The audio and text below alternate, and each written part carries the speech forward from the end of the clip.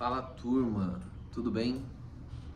Eu queria falar sobre um tema hoje de algo muito recente que aconteceu comigo, que eu tava com um problema de sentir muitas dores de cabeça, né? Quase que diariamente eu tava sentindo dores de cabeça pelas últimas semanas e em consultas com mediunidade, médiums e espíritos, espiritualidade, etc, né? Vou jogar num contexto bem abrangente. Me veio uma frase, né? Que seria: você não precisa resolver todos os seus problemas hoje. E isso é muito interessante, sabe? Do tipo, às vezes eu acordava e já vinha na minha cabeça todos aqueles problemas que eu tinha que resolver e que eu tô há meses e meses e meses e meses postergando. Daí surgiu alguma outra coisa, eu já queria resolver aquilo na hora, né? E sempre aquela ânsia muito grande de resolver tudo hoje, agora, né? E eu acredito que, de certa forma, essa ânsia de resolver todos esses problemas e eu quero acabar com os problemas, eu quero viver livre disso, né? Sobrecarregou tanto o meu corpo, a minha mente, a minha consciência, talvez, né? Desse estresse acumulado, que o meu corpo, ele respondeu com a minha cabeça doendo ali diariamente por semanas, né? E o que eu quero deixar de reflexão para isso? Respira, sabe? Tipo, respira. A vida é longa. A vida, ela parece curta. Eu sei que, se você perguntar a uma pessoa de 80, 90 anos, ela vai falar, a vida passa assim. E talvez a nível de perspectiva dela tenha passado assim. Mas no dia a dia do que ela estava vivendo, tinha muitas coisas acontecendo, e muitas coisas aconteceram, mas depois que você passa, realmente a perspectiva é que passa rápido. Mas no geral, você pensar que a vida, talvez no momento em que você está no percurso, que ela é uma vida curta, que se você não aproveitar da maneira certa, 100%, e resolver os seus problemas e sentir totalmente realizado, faça com que você viva menos, sabe? Faça com que você coloque um peso na resolução e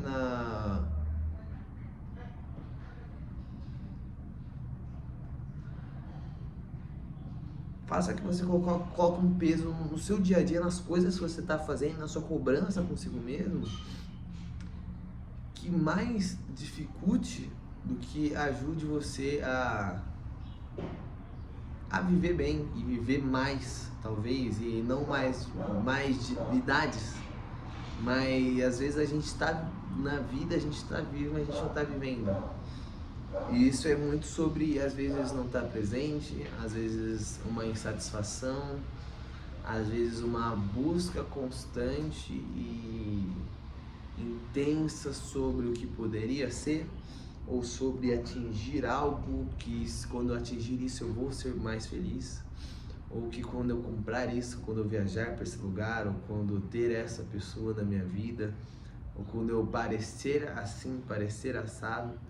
E óbvio, a busca ela é importante, porque, sei lá, se eu não tivesse essa ânsia da busca por algo que eu queria ser, eu não teria de alguma forma, em algum momento, me esforçado um pouco mais no trabalho para ter um pouco mais de qualidade de vida. Ou, por exemplo, essa lapela aqui que eu comprei, isso aqui veio no meu esforço, na minha realidade ali capitalista do meu trabalho, né? E você trabalha, Daí você vai tendo um pouquinho mais de qualidade de vida, aí você ganhar um dinheirinho, comprou uma lapela legal pra gravar meus vídeos no YouTube, né? Mas, de certa forma, ao mesmo tempo, o equilíbrio, ele se torna muito importante. Porque algumas coisas, elas são resolvidas no tempo delas, sabe? E você buscar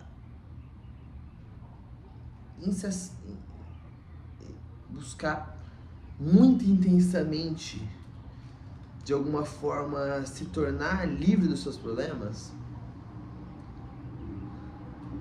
a nível às vezes mais mental, né?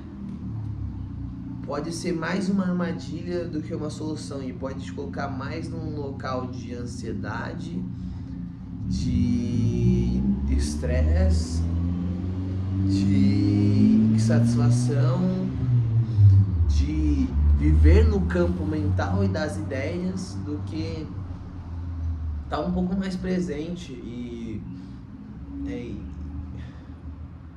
respirar um pouco mais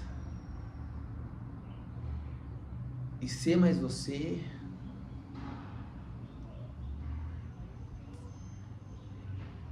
E viver, né, de fato, a presença, viver o ser,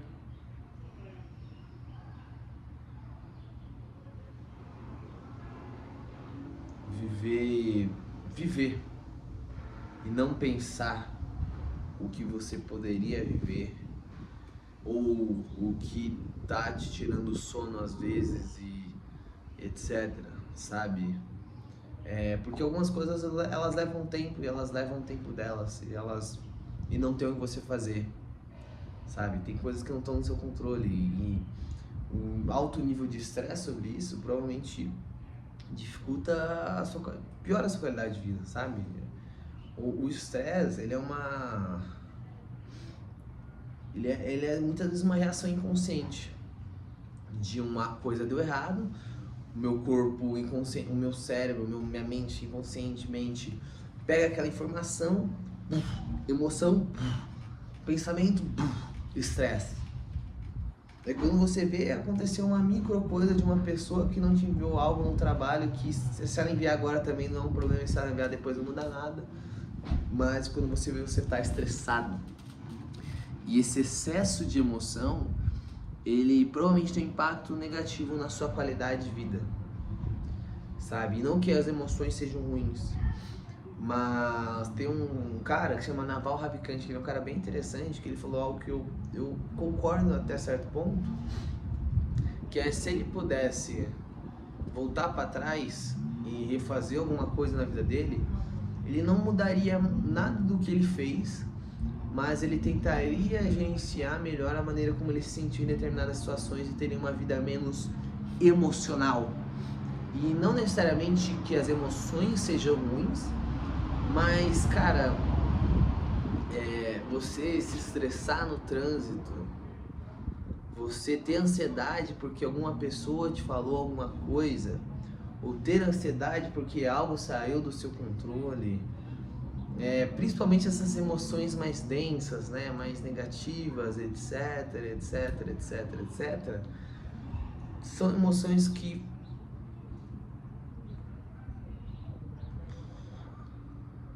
às vezes, ao invés de ter uma emoção 7 nesse sentido, você poderia ter tido uma 3 e não teria nenhum impacto negativo na sua vida. Você só teria uma vida mais leve, sabe? E eu acho que faz muito sentido essa reflexão na linha de como eu posso viver mais leve, sabe? Como eu posso aprender a gerenciar minhas emoções, respirar mais, entender às vezes e pensar se aquilo é a melhor maneira de eu me sentir, se eu preciso estar daquela maneira, e com o tempo ter um controle emocional maior e ter uma vida mais leve. Porque de fato você se estressar não é o que vai te ajudar a resolver o problema, na maior parte dos casos, sabe? Você se estressar porque a sua internet caiu, você se estressar porque a pessoa do trabalho não te enviou um e-mail de algo que ela poderia ter enviar agora e não vai fazer a menor diferença. Você ficar ansioso porque alguém te criticou em algum ponto, em alguma insegurança sua, sabe? E não que seja errado se sentir assim, porque é muito natural, é inconsciente, né? O seu corpo está te dando respostas ao ambiente e isso está se expressando em emoções.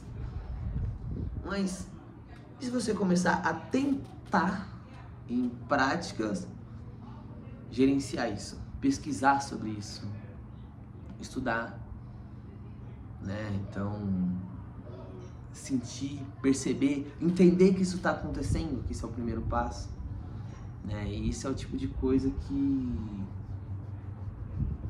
eu acredito que pode deixar talvez a sua vida mais leve e melhor,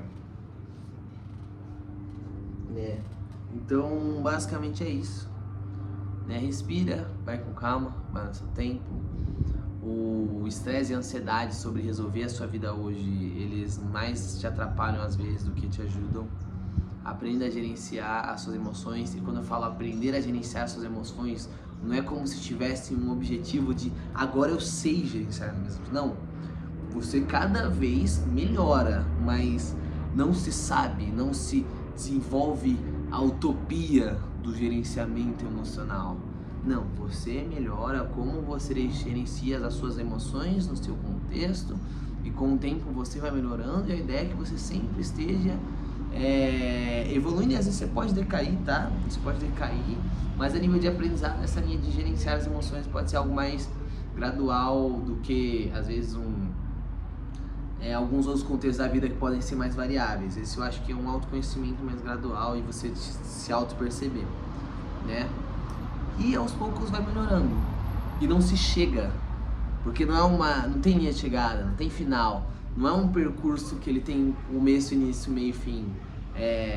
Ele é uma graduação, é uma jornada sem fim, onde você vai melhorando nisso, e você vai trabalhando nisso, e aos poucos vai. Então não se chega, tá?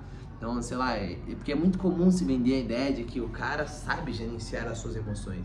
Talvez ele saiba mais que você gerenciar as emoções dele, no contexto dele e da vida dele.